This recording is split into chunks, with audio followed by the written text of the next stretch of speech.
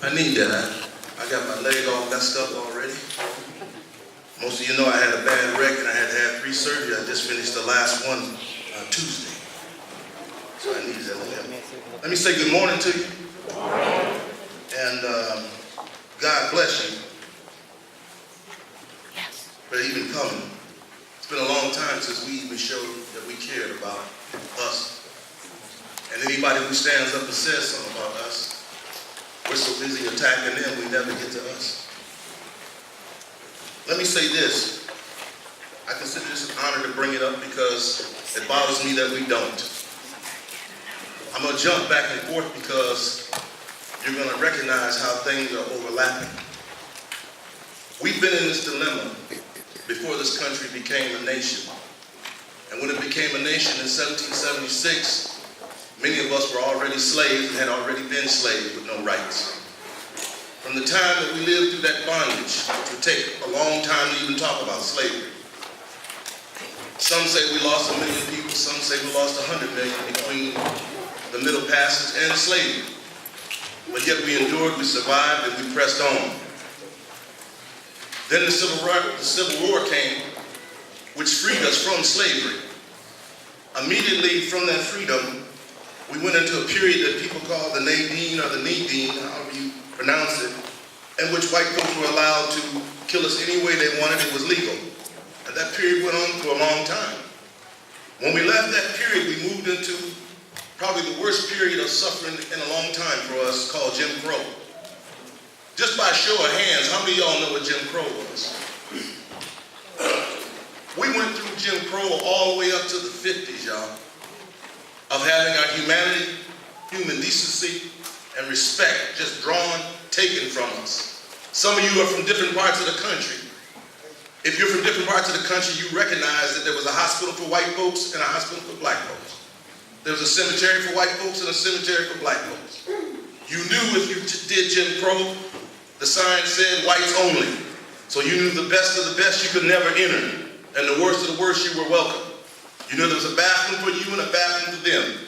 If you grew up like I did in Missouri, you could only look in the window. You could never go inside and try anything on, shirt, pants, shoes, because you couldn't come inside.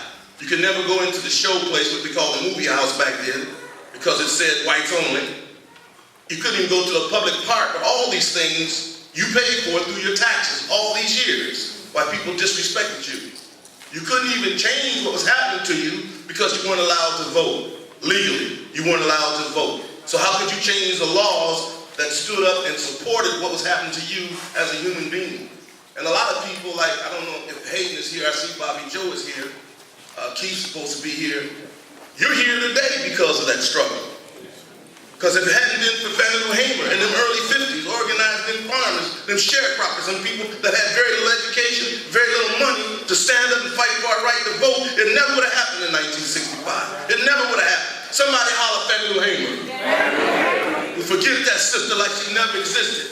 But without her, there couldn't be a Bobby Joe, there couldn't be no Hayden over there representing us over at the Capitol. There couldn't be no Keith up in Washington representing us, because we could never vote without that sister who was beat all night long one night. And I believe when she died as a result of those wounds years later. And she was beat at the hands of her own people. The jailer demanded that 2 blacks in jail beat her. We have suffered and suffered and suffered. And as we come through that period, we tried to fight for our human rights, and we got escorted into our civil rights. I wish we would have stuck with our human rights.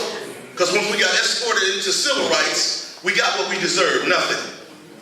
We're human beings, we should have fought for our human rights. Because during that time, you couldn't get a job because you were black, you couldn't get certain jobs because you were black. You couldn't move in the neighborhood of your choice because you're black. You couldn't go to this school or that school because you're black. You couldn't go to this college or university because you're black. You couldn't join the service because you're black. You couldn't be a police officer, a firefighter, anything you name, we had to fight for. And the thing that sickens me the most is that we forgot that we fought for it. Some of us now got our jobs, and some of us got our $100,000 a year job, and we think we just got it because we went to school. We have forgot the blood that was spilled, and the men, the women, and children that went to jail, and some went to prison, but many died for us to sit in this very school. When I think about civil rights this far in the north, If anybody was here in the 50s or 60s, you would remember that we were forced to live down on the other end. We weren't allowed to come up on this end where we are now. You would remember where Heritage Park is, used to be Sumner Field. Sumner Field was a park, and on the other side was black people, on the other side was white people, because the public housing ran and owned by the government even discriminated against us. So you lived on the east side, and they lived on the west side.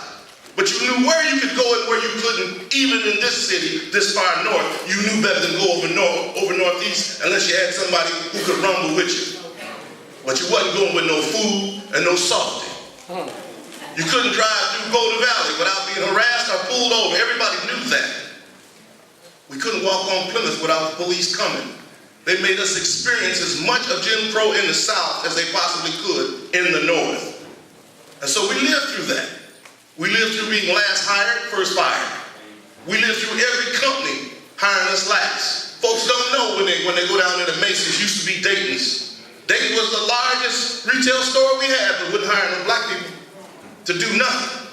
Now you go down to General Hospital, you see black people from the front door back.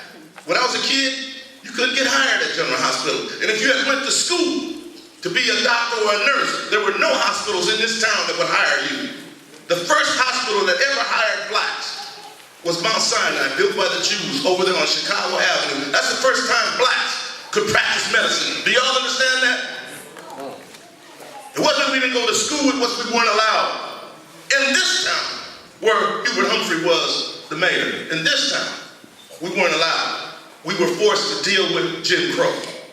What is this struggle about? It's about our humanity. It's about our rights to be included. It's about our right to be included in the so-called melting pot. It's about our right to be put under the Constitution and the Bill of Rights. Why are we the only people subjected to just the civil rights law and have no other law protect us? And a foreigner could land here tomorrow and get his citizenship with all the rights that belong with it. We've been here 17, 18 generations, and we yet to get our rights under the Constitution and the Bill of Rights.